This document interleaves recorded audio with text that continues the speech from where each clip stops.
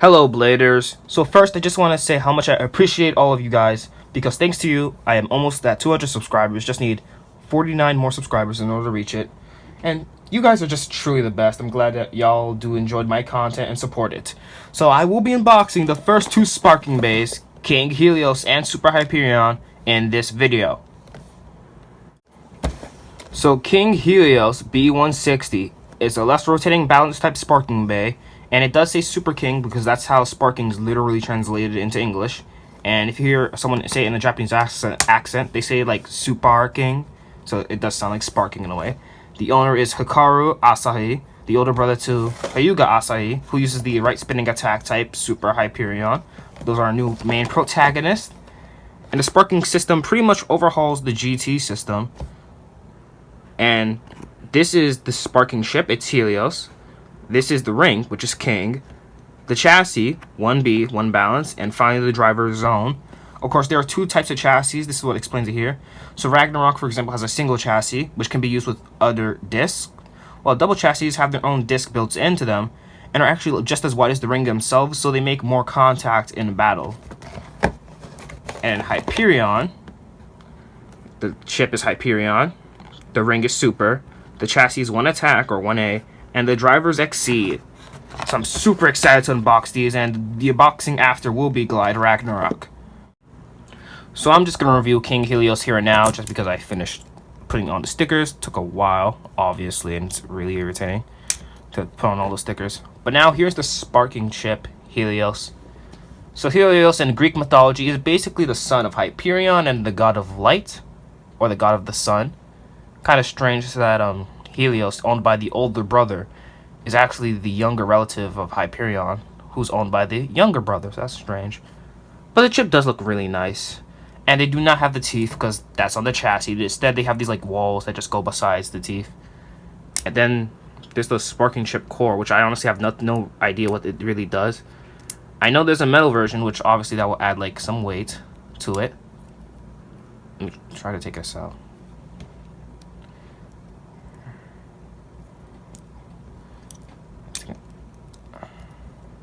There we go. There we go. So this is the sparking ship core. And yeah, there's nothing much to say about it. There's a metal version that adds weight, but I'm not sure what the regular versions do. Although for some reason, Helios and Hyperion's sparking chips are like a little bit thicker compared to something like Ragnarok's and every other sparking base so far that's been released. So that's definitely interesting. Yeah, I'm never taking these things out again. They're kind of annoying to take out. But yeah, and now we got the King ring. So these are basically just the layer bases, except they're designed to have the chassis fit in. And King has 5 blades with a nice long slope, so it's supposed to be good for upper attack. It reminds me a lot of Hell Salamander and Embrace the Ebolos, because they both have a 5-bladed design with them. It says L for left rotation, obviously. And then we got the chassis, 1B, which is 1 balance. So this is a double chassis, so you can see the prongs of the disc inside, and then this is the disc itself. It actually slides. Sorry about that. So you can actually assemble the bay and stuff. And it looks a lot like Meteor, because just like the layer has like 5 points, which I really do like. And that actually adds to the layer's usefulness, because there's a gimmick when it's used with the King ring. There we go.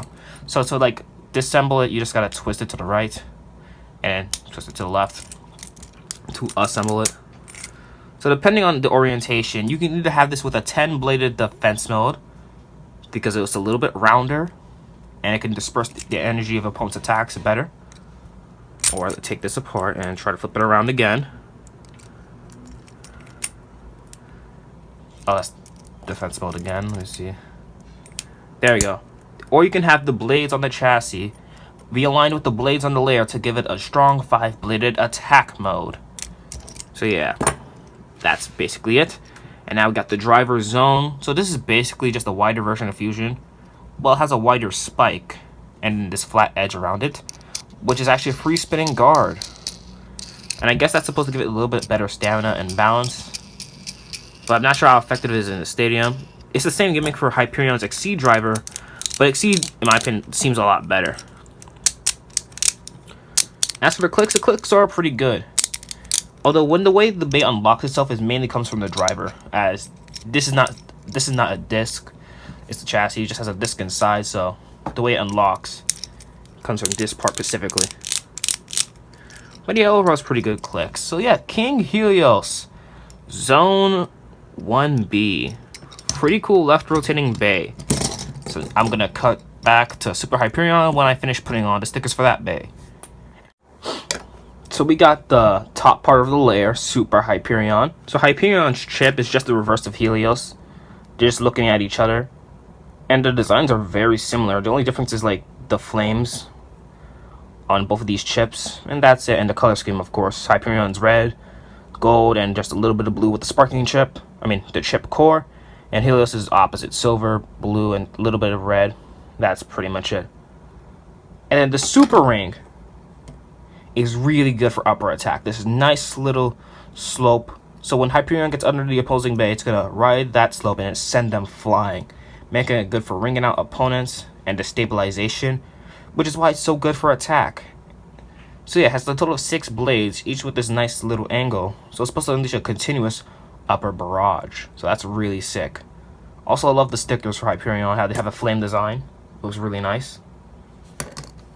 The chassis is 1A for one attack, and it's a right rotating chassis. 1B is dual rotating, so if I use it on right rotating bay, it'll fit. But the way like the centerpiece right here is designed with the T-FAR for 1A, because it's right spin only, it will not fit with Helios. So that's definitely interesting. So you gotta focus on how you customize these tops. And yeah, so it has like basically a metal like core to give the layer a lot of weight. The chassis are the heaviest part and the most important part because they have a lot of weight. They have the teeth of the bay. They also have different spin directions. So yeah, and they basically act like the disc itself. I feel like the chassis are what if they like took the disc, but they were so wide that they actually made contact. And I'm glad they did this because I think that's really sick. Makes the chassis have more of effect in battle. But yeah, Hyperion doesn't really have a gimmick for the layer. It's just really good for attack.